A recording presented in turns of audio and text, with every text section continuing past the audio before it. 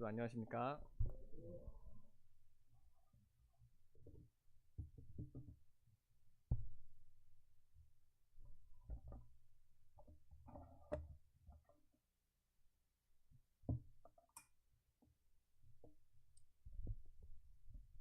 네, 그저께는 비가 오고 어제는 눈이 오고 오늘은 영하권으로 가서 땅이 얼었습니다. 그래서 어제 밤부터 많이 걱정을 했어요. 혹시 오늘 아침에 제가 교회 오다가 뭐 사고가 나거나 못 간 일이 생기면 어떡하나 하고 기도를 드렸는데 좀 감사히 이곳에 올 수 있게 됐고요. 또 오는 길에 사고가 나는 걸 사고가 난 현장을 2번이나 봤습니다. 참, 감사한 마음이 또 들면서도 나도 조심해야겠다 하는 그런 생각이 들었습니다. 성도님께서도 조심하시길 바라겠고요. 이제 연말이라 저는 학교에서는 아이들 이렇게 이제 생활기록부 입력하고 성적 처리하는 일로 분주하고 있습니다. 어찌나 그렇게 제출하라는 보고서가 많은지 선생님은 가르치기만 하면 되는 줄 알았는데 이렇게 좀 잡다한 일이 많다는 걸 새롭게 알게 됐습니다. 어쨌든 연말도 좋은 연말, 또 행복한 연말 늘 누리시기를 바라겠습니다. 앞에 화면에 제가 한 문장을 적어 놓았습니다. 하나님은 땡땡이시라인데요.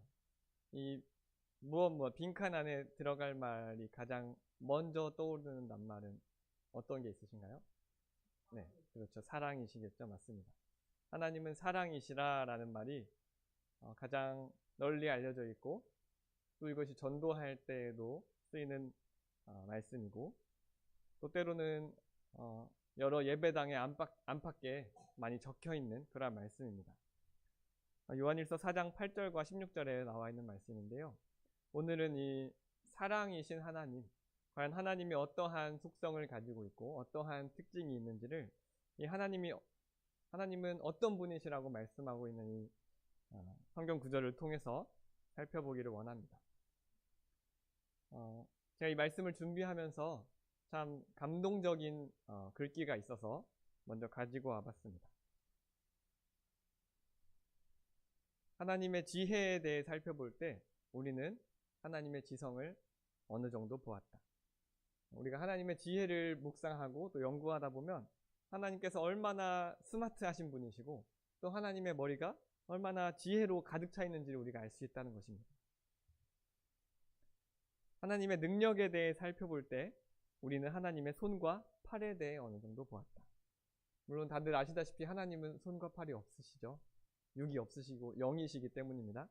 하지만 성경 많은 구절에서 하나님의 오른손이 또 하나님의 강한 팔이 우리를 붙들어 주신다 하는 그런 말씀들을 이야기하면서 하나님의 능력이 손과 팔로 대표되는 그러한 구절들이 많이 있습니다.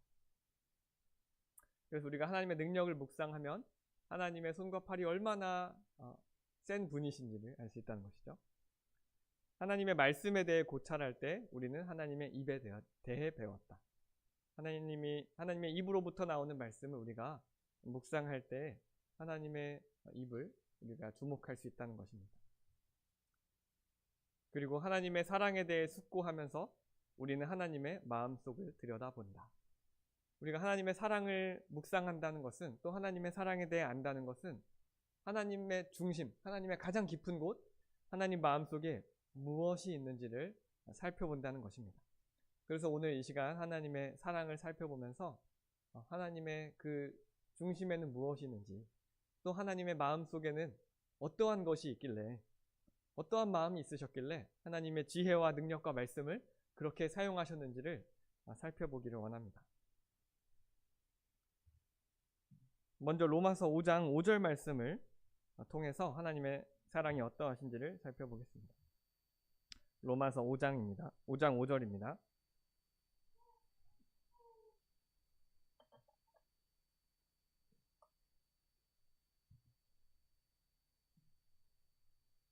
찾으셨으면 로마서 5장 5절과 6절을 한 목소리로 같이 읽도록 하겠습니다. 시작. 소망이 우리를 부끄럽게 하지 아니함은 우리에게 주신 성령으로 말미암아 하나님의 사랑이 우리 마음에 부은 바 됨이니 우리가 아직 연약할 때에 기약대로 그리스도께서 경건하지 않은 자를 위하여 죽으셨도다. 네. 6절에서는 기약대로 하나님께서 이미 마음에 정하신 대로 약속하신 대로 그리스도를 보내주셨다고 말씀하고 있습니다. 그런데 그 이유는 바로 경건하지 않은 자, 또 연약하고 무력했었던, 물론 지금도 그러하지만 연약하고 무력하고 경건하지 않은 우리를 위해서 이 기약대로 그리스도를 보내주셨다는 것입니다. 그래서 그리스도께서는 그 하나님의 뜻대로 그 죽으심에 순종하셨고, 그것을 통해서 5절에서 말씀하신 대로 하나님의 사랑이 우리 마음에 지금 부어진 바 되었습니다.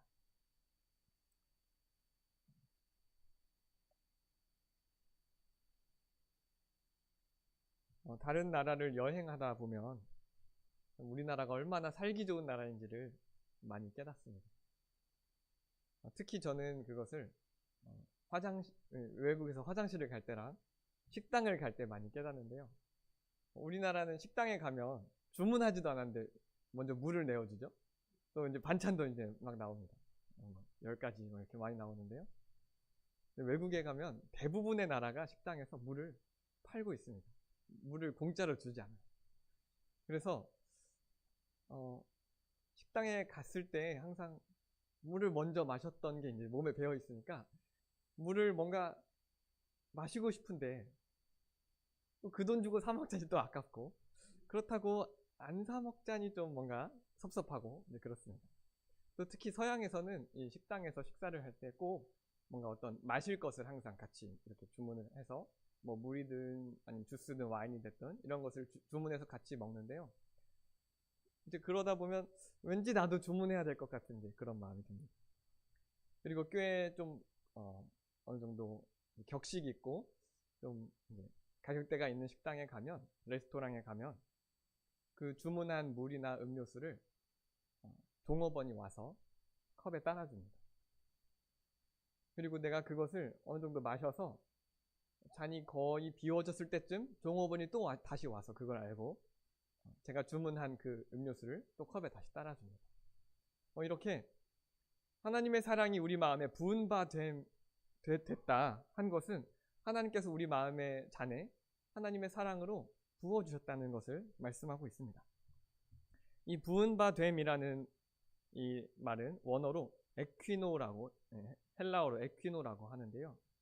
이것은 디도서 3장에서 사용되었던 에케오라는 낱말에서 왔다고 합니다. 디도서 3장 6절에서는 성령을 풍성히 우리에게 부어주셨다는 말씀이 있는데, 이렇게 붓고 우리에게 따라주는 그런 말씀에서 비롯된 에퀴노는, 여기 로마서 5장 5절에서 사용된 에퀴노는 단순히 붓고 따라주는 것을 넘어서서 그것이 아주 풍성하게 흘러나오고 넘쳐 흐르는 것을 의미합니다. 그러니까 하나님의 사랑은 우리에게 지금 아주 콸콸 쏟아져서 나와서 우리의 마음의 잔에 부어진 것입니다. 그래서 지금 부어져 있을 뿐만 아니라 이곳이 아주 차고 흐를 정도로, 넘칠 정도로 우리에게 부은 바 되었다는 것을 말씀하고 있습니다.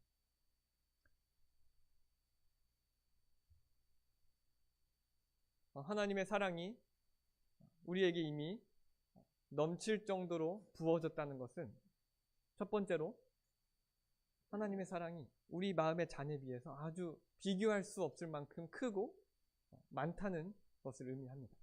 그렇기 때문에 겨우 이만한 우리 마음에 그 사랑을 부어봐야 티도 안 나는 거죠. 그리고 또 한 가지는 이미 우리의 마음의 잔에 부어주셨지만 계속해서 그 하나님의 사랑이 흘러나오기 때문에 그것을 가득 채우고도 남을 그러한 상황인 것입니다. 그런데 우리는 어떠할까요? 하나님은 이렇게 하나님의 사랑이 엄청난 양으로 또 우리를 채우고도 남을 정도로 나오고 있는데, 우리 사람은 어떻습니까? 사실 우리 사람의 본성으로는 사랑하는 마음이 나오지 않습니다. 하나님께서는 노아의 홍수를 준비하실 때 이 사람의 죄악이 세상에 가득함을 보셨고, 또 인간의 마음으로 생각하는 것이 생각하는 것이 모두 악할 뿐이라고 말씀하셨습니다. 그렇기 때문에 본래 우리의 본성으로는 어느 누구도 사랑할 수 없습니다.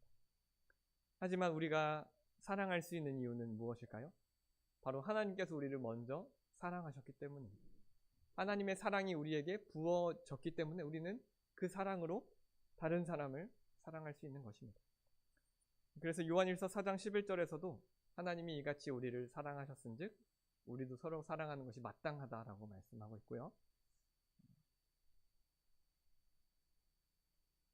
또 뿐만 아니라 요한일서 4장 19절에서는 우리가 사랑할 수 있는 것은 그가 먼저 우리를 사랑하셨기 때문이라고 말하고 있습니다. 이렇게 하나님의 사랑은 우리로 하여금 다른 사람을 또 하나님을 사랑할 수 있게끔 합니다. 그렇다면 하나님의 사랑이 우리에게 이미 부은 바 되었다고 말씀하셨는데 한번 우리 마음속을 들여다보면 정말 하나님의 사랑으로 가득 차 있습니까? 또 그것이 흘러 넘쳐서 다른 사람에게까지 그 사랑이 향하고 있습니까?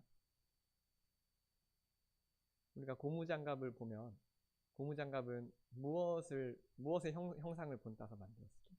손이죠. 고무장갑은 이 손의 형상을 본따서 만들었습니다. 그 이유는 너무 간단합니다. 왜냐하면 고무장갑은 손을 넣기 위해 만들어졌기 때문입니다.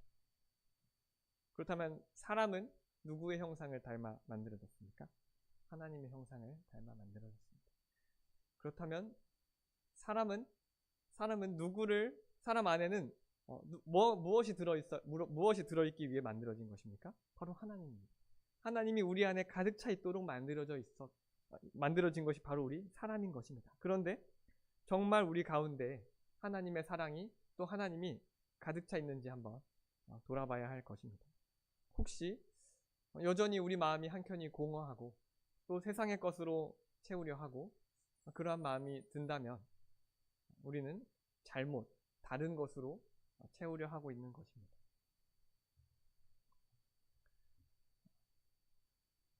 그리고 말씀에서 우리가 살펴보았던 로마서 5장 5절에서 보면 우리에게 주신 성령으로 말미암아 하나님의 사랑이 우리 마음에 부은 바 되었다고 말씀하고 있습니다. 하나님의 사랑을 우리 마음에 부어주시는 분은 바로 성령님인 것입니다. 성령님의 아주 중요한 사역 중에 하나가 바로 이 우리 마음에 하나님의 사랑을 부어주시는 그러한 것입니다.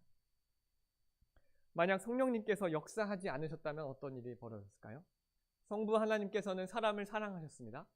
그리고 성자 하나님께서는 육신이 되어서 이 땅 가운데 오셔서 그 하나님의 사랑에 순종하셨습니다. 하지만 성령 하나님께서 그 하나님의 사랑을 우리 마음에 부으지 않으셨다면 이 모든 것은 다 허사가 되었을 것입니다. 그렇기 때문에 이 성령 하나님의 사역도 성자 하나님, 성부 하나님의 사역만큼 아주 중요한 것입니다. 그런데 우리를 되돌아보면 우리는 과연 이 성령 하나님의 사역을 예수님께서 십자가에 돌아가신 그 사역만큼 또 하나님께서 이 세상을 창조하신 그 사역만큼 사람들을 사랑하시는 사역만큼 예배하고 있을까요?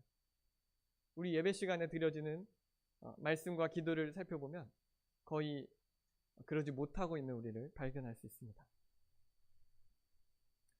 성령은 우리로 하여금 하나님의 사랑을 아주 깊이 알아가게 합니다. 에베소서 3장 16절부터 19절까지는 잘 아시는 말씀인데요.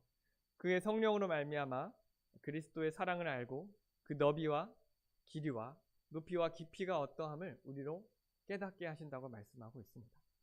이처럼 성령은 우리가 하나님의 사랑을 더욱 깊게 또 하나님의 마음을 더욱 정확하게 알 수 있도록 하시는 분이시라는 사실입니다.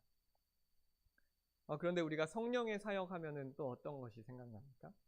성령께서 우리에게 부어주시는 많은 은사들이 있습니다. 그래서 고린도 교회는 그 교회가 아주 풍성한 은사를 받았고 또 넘치는 것들이 그 교회 가운데 있었지만 그것들을 잘못 사용해서 하나님께 책망을 받는 일이 있었습니다. 우리는 성령의 사역 중에 하나님의 사랑을 깊이 알아가는 것에 집중하고 있습니까? 아니면 나에게 특별한 은사를 부어주시기를 그것에 집중하고 있습니까? 하나님의 사랑을 묵상하는데 도와달라고 성령 하나님께 의지하고 있습니까? 아니면 뭔가 특별한 사역을 또 특별한 직분을 맡게 해달라고 우리는 기도하고 있습니까? 더 우선인 것은 바로 우리로 하나님의 사랑을 정확하게 알게 해달라고 또 기도하는 그것일 것입니다. 그래서 첫 번째로 우리는 하나님의 사랑이 우리에게 부은 바 됐을 뿐 아니라 아주 넘쳐 흐르는 그러한 사랑이었고 또 성령 하나님께서 그것을 우리에게 알려주셨다는 사실을 살펴보았습니다. 네. 두 번째로는 모든 사람에게 하나님의 사랑이 미친다는 것을 살펴보도록 하겠습니다. 요한복음 1장 9절에서는 참 빛, 곧 세상에 와서 모든 사람을 비추는 빛이 바로 예수 그리스도이시라는 것을 우리에게 말씀해주고 있습니다. 하나님께서 우리에게 내려주신 이 빛은 각 사람에게, 모든 사람에게 비추이고 있습니다. 그리고 참 이 사도 요한은 하나님은 무엇이다 라는 표현을 참 많이 썼는데요. 대표적으로 요한복음 4장에서 예수님께서 사마리아 여인을 만나셨을 때 하나님은 영이시니 예배하는 자가 영과 진리로 예배할지니라 라고 말씀하셨습니다. 예수님이 그 말씀을 하신 그러한 과정들을 살펴보면 이 사마리아인들은 자신이 살고 있었던 그 사마리아 지역에 그리심산 위에 성전을 지었습니다.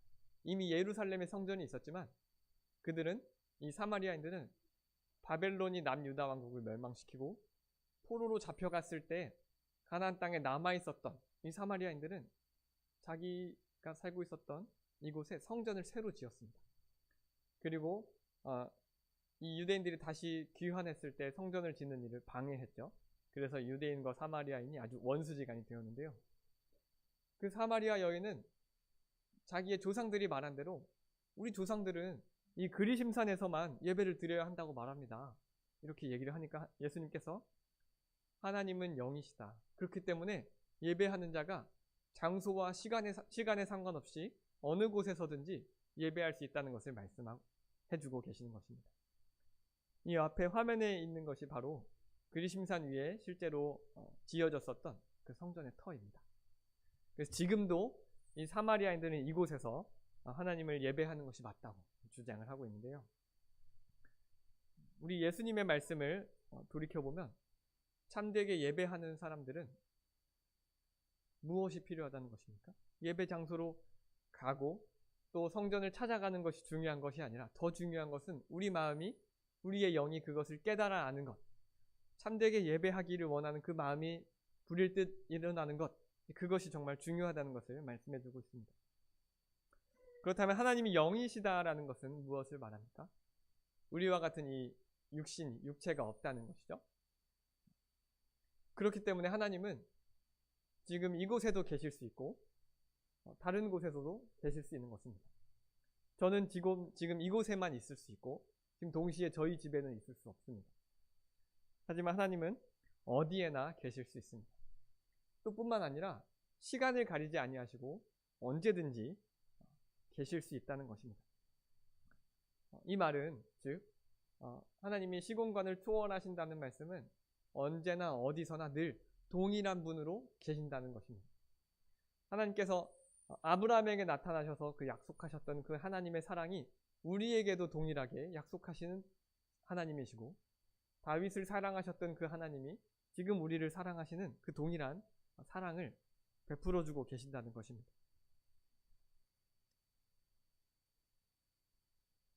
그리고 또 한 가지, 하나님은 다른 상황에 외부의 어떠한 일에 영향을 받지 않는 분이십니다. 그렇기 때문에 하나님은 언제든지 어디든지 계실 수 있는 것입니다. 하지만 우리는 어떻습니까? 내가 계획한 대로 조금만 이루어지지 않아도, 뭔가 조금 틀어져도, 좀 안 좋은 사고만 일어나도 우리의 마음이, 우리의 감정이 아주 어려워지죠. 전에 참 감명 깊게 읽었던 책 중에 이러한 글귀가 있습니다. 우리의 평안함을 강조하는 가운데에서 어떤 외부의 것이 내 마음을 좌지우지할 수 있도록 내버려 두지 말라는 것입니다. 만약 저 사람이 한 행동으로 내 감정이 불쾌하고 화날 수는 있지만 저 사람에 의해 내 감정이 휘둘리는 것은 내 감정의 주인이 내가 아니라 저 사람이라는 것입니다. 그렇기 때문에 이것을 내버려 두지 말라는 그러한 문구를 본 적이 있습니다. 우리가 이처럼 하나님과 같은 외부의 것에 흔들리지 아니하는 그러한 마음을 갖기 위해서는 이러한 기도가 필요한데요. 평안을 위한 기도라는 유명한 기도가 있습니다. 한번 같이 읽어볼까요? 앞에 화면에 있습니다. 시작. 하나님, 제가 변화시킬 수 없는 것들에 대해서는 받아들일 수 있는 평안을, 제가 변화시킬 수 있는 것들에 대해서는 그것을 변화시킬 수 있는 용기를, 그리고 그 둘의 차이를 알 수 있는 지혜를 제게 주십시오. 우리가 변화시킬 수 없는 것을 변화시키려고 우리의 마음을 많이 사용하고 때로는 소모합니다. 또 반대로 변화시킬 수 있는 것들인데도 불구하고 그것을 변화시키려 하지 않고 내가 할 수 없는 일이라고 치부해버립니다. 하지만 이 기도에서는 세 가지를 구하죠. 변화시킬 수 없다는 것을 받아들일 수 있는 평안, 그리고 내가 변화시킬 수 있는 것을 변화시키는 용기, 세 번째로는 그 둘의 차이를, 내가 변화시킬 수 있는 것이 무엇이고 할 수 없는 일이 할 수 있는 것은 무엇인지 그 차이를 알 수 있는 지혜를 알게 해달라고 기도합니다. 우리 하나님께서도 어떠한 것에 흔들리지 않는 그러한 마음을 갖고 계시는 분이시기 때문에 우리는 이것을 닮아가도록 이러한 기도를 우리가 하기를 소원합니다. 그래서 하나님의 그 사랑은 어떤 곳에서도 흔들리지 않는 그러한 사랑입니다. 다분히 의도적이고 하나님께서 미리 결심하신 그러한 선택인 것입니다. 어느 누구도 흔들 수 없고 또 어떤 것에서 의해서도 변하지 않는 그런 하나님의 사랑입니다. 그래서 우리가 로마서 8장에서 말씀하시는 것처럼 어떤 피조물도 우리를 하나님의 사랑에서 끊을 수 없는 것입니다. 왜냐하면 하나님의 사랑은 그분이 확고하게 결심한 것이기 때문입니다. 하나님의 사랑은 우리의 사랑처럼 변덕스럽거나 또는 동요되지 않습니다. 언제나 영원토록 동일한 사랑인 것입니다. 세 번째로는 우리 하나님은 아주 거룩한 사랑이라는 것을 살펴보기를 원합니다.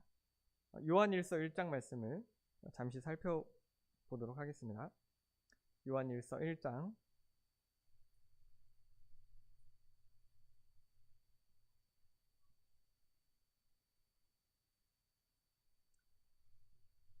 요한일서 1장 5절 말씀을 같이 읽도록 하겠습니다. 시작. 우리가 그에게서 듣고 너희에게 전하는 소식은 이것이니 곧 하나님은 빛이시라 그에게는 어둠이 조금도 없으시다는 것이니라. 지금 사도 요한은 우리에게 한 소식을 전해주고 있습니다. 바로 하나님은 빛이시라는 것입니다. 그렇다면 하나님이 빛이시라는 것은 무엇을 의미할까요? 바로 그 후반절에 나오는 그에게는 어둠이 조금도 없으시다는 것, 그리고 6절에서 만일 우리가 하나님과 사귐이 있다 하고 어둠에 행하는 것에 대해서 그것은 거짓말을 행하는 것이고 또 진리를 행하지 아니하는 것이라고 말씀하시는 것을 통해서 빛은 거룩하고 또 순결하고 도덕적으로 아주 완전한 것을 의미하다는 것을 살펴볼 수 있습니다. 그리고 어둠은 그 반대로 아주 불의함, 또 죄를 짓는 것, 죄 가운데 거하는 것, 악한 것을 이야기하고 있습니다. 하나님은 빛 가운데 행하는 분이십니다. 그래서 하나님께서는 요한일서 1장 6절과 또 2장 9절에서 동일하게 계속 경고하고 계시는데요. 빛 가운데 있다고 주장은 하지만 실제로 어둠에서 행하는 그러한 자들이 있는데 그들을 향해서 엄중하게 경고하고 계십니다. 물론 우리에게도 동일한 경고를 현재 하고 계십니다. 그렇다면 빛 가운데 행한다는 것은 무엇을 의미할까요? 우리가 어떻게 해야 빛 가운데 행할 수 있을까요? 어둠에 가지 않고. 바로 7절에서 알려주고 있습니다. 그가 빛 가운데 계신 것 같이 우리도 빛 가운데 행하면 우리가 서로 사귐이 있고 그 아들 예수의 피가 우리를 모든 죄에서 깨끗하게 하실 것이요. 이렇게 하나님처럼 우리도 빛 가운데 행하고 하나님과 사귐이 있을 때에야 우리를 향한 하나님의 사랑이 바로 빛을 발한다는 것입니다. 우리도 하나님과 같이 거룩하고 의롭게 되려고 노력해야만이 하나님과의 사귐을 누릴 수 있다는 것입니다. 저희가 두 번째로 살펴본 것에서는 하나님의 사랑이 모든 사람에게 미친다고 살펴보았습니다. 그런데 그 모든 사람에는 하나님과의 거룩한 사귐을 누리는 사람만이 포함됩니다. 그러니까 이 두 번째와 세 번째를 합쳐서 말하면 빛 가운데 거하며 하나님의 거룩함을 닮아가려고 노력하는 모든 사람에게 하나님의 끊이지 않은 사랑이 임한다는 사실을 생각해 볼 수 있습니다.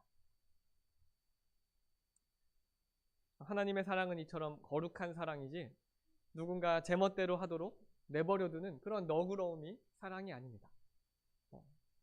아이가 위험한 것을 만졌을 때 그걸 내버려두는 것이 사랑이 아니고 또 아기가 하고 싶은 대로만 내버려두는 것이 사랑이 아닌 것처럼 하나님의 사랑은 우리가 죄 가운데 거할 때 그걸 내버려두는 것이 하나님의 사랑이 아니라는 것입니다. 그런데 때로 많은 사람들이 오해를 하죠. 하나님은 사랑이시라면서요. 하나님이 모든 것을 용서하시고 모든 것을 사랑하신다면서요. 그런데 내가 이렇게 행하는 것은 왜 안 됩니까? 자유주의 신학자들이나 또는 여호와의 증인들은 이러한 주장을 합니다. 하나님은 사랑이심으로 우리에게 어떠한 벌을 내리지 아니하시고 지옥도 없고 오직 하나님의 사랑만이 있을 뿐이다. 과연 그러합니까? 하나님은 분명히 이 요한일서 말씀에서 빛 가운데 거하는 자에게만 하나님의 사귐이 있고 또 어둠에 행하는 자를 향해 경고하고 계십니다.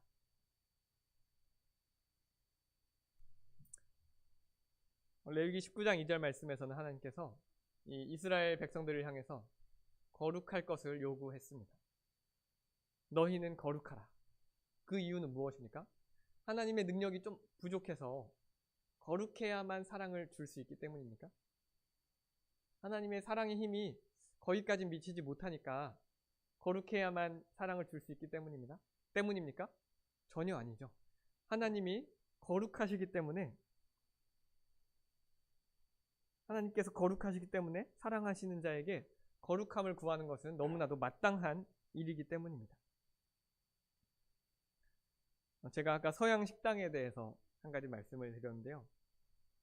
또 한 가지 꽤 격식 있고 고급스러운 식당이나 또는 어떠한 그런 장소에 가면 격식 있는 옷차림을 요구합니다. 가장 기본적으로는 반바지 입고 출입할 수 없고요. 또 슬리퍼 입고 출입할 수 없습니다. 그래서 제가 실제로 이제 어떤 곳에 간 적이 있었는데, 식당에 간 적이 있었는데, 더운 날이어서 반바지와 슬리퍼를 입고 갔습니다. 그랬더니 그 앞에 써 있는 문구를 보여주더니 출입할 수 없다고 이야기를 하더라고요. 그러면서 우리 식당에 빌려줄 수 있는 바지와 구두가 있는데 입고 신겠느냐라고 이야기를 해서 그렇게 하겠다라고 했는데 바지통이 이만하고 구두가 아주 한 280 정도 되는 것 같은 그런 구두를 주셔서 내가 이렇게 하려고까지 이 식당에 왔나 하는 생각이 든 적이 있습니다. 어쨌든 이처럼 우리가 그러한 곳에 출입하기 위해서는 우리의 마음이 또 우리의 옷차림이 이런 것이 다 준비되어 있어야 하는 것입니다. 하나님의 사랑에 하나님의 마음에 우리가 출입하기 위해서는 우리가 거기에 합당한 그런 예를 갖춰야 하는 것처럼 우리 예수님께서 마태복음 22장에서 이 천국에 대한 그 혼인잔치 비유를 말씀하고 계시는데요. 여기에도 살펴보면 임금이 분명히 자기 아들의 혼인잔치에 다른 사람을 초청했습니다. 하지만 오기 싫어하는 사람도 있었고 또 때로는 일하러 가느라 오지 않는 사람도 있었습니다. 그래서 이 사거리, 내거리에 가서 사람들을 초청하라고 시켰는데요. 그래서 온 사람 중에 예복을 입지 않고 온 사람이 있었습니다. 그래서 그 사람은 어떻게 했죠? 손발을 묶어서 길에 버려두었습니다. 하나님은 하나님의 마음 가운데 우리가 향하기 위해서는 이처럼 거룩함으로 옷 입고 빛 가운데 행함으로써 합당한 예복을 준비해야 하는 것입니다. 거룩함을 추구하지 않는 사람에게는 하나님의 행복이, 하나님의 사랑이 미치지 못하는 것입니다. 정리하겠습니다. 우리는 세 가지 하나님의 사랑의 속성을 살펴보았습니다. 첫 번째로는 하나님의 사랑이 우리에게 이미 넘쳐 흘렀다는 것입니다. 그리고 그것을 행하시는 분은 바로 성령 하나님이시고, 두 번째로는 하나님의 이 사랑은 모든 사람에게 미친다는 것을 살펴보았습니다. 그리고 늘 동일하게 하나님의 사랑이 주어진다는 것을 알았습니다. 세 번째로는 하나님의 사랑을 맛볼 수 있는 자들은 어떤 사람이라는 것입니까? 바로 거룩함으로 옷 입고 빛 가운데 행하는 사람이라는 것을 살펴보았습니다. 그렇다면 우리는 어떠한 자세를 가져야 합니까? 첫 번째로는 우리가 거룩함을 추구해야 합니다. 그리스도인이라면 마땅히 거룩을 추구합니다. 그래서 좀 극단적으로 말한다면 거룩함을 추구하지 않는다면 우리는 하나님께서는 그를 그리스도인으로 보지 않으십니다. 참 굉장히 찔림이 있는 말씀인데요. 그리스도인이라면 마땅히 이 거룩을 추구해야 하는 것입니다. 그래서 이 모든 그리스도인들에게, 하나님의 빛 가운데 향하는 모든 그리스도인들에게 하나님의 사랑이 나타나기 때문에 우리는 이 거룩함을 늘 추구하는 자세를 가져야 합니다. 두 번째로는 우리 가운데 일어나는 모든 일들이 다 하나님의 섭리 가운데 일어났다는 사실을 인정해야 합니다. 우리에게 일어난 모든 일은 하나하나 다 우리에 대한 하나님의 사랑을 표현하고 우리를 위한 하나님의 뜻을 이루기 위한 것이다 라는 문구가 있었습니다. 우리가 이 일이 왜 일어났지? 하나님께서 이 일을 나에게 왜 주셨지? 하는 일이 있다 하더라도 그것 또한 하나님께서 허락하셨거나 또는 인도하신 일이라는 사실을 우리는 인정해야 하는 것입니다. 전에도 한번 말씀드린 바 있는데, 제가 들었던 굉장히 감명 깊은 간증 중에 저보다 어린 한 형제님께서 이러한 말을 하는 것을 들었습니다. 제가 그리스도인이 된 후부터는 저에게는 더 이상 우연은 없었습니다. 모두 하나님께서 행하신 일입니다 하는 말을 들은 적이 있습니다. 하나님께서 우리에게 행하신 모든 것이 합력하여 선을 이루도록 하는 그런 하나님의 사랑을 기억해야 할 것입니다. 세 번째로는 우리 데살로니가전서 말씀처럼 항상 기뻐하는 자세가 필요합니다.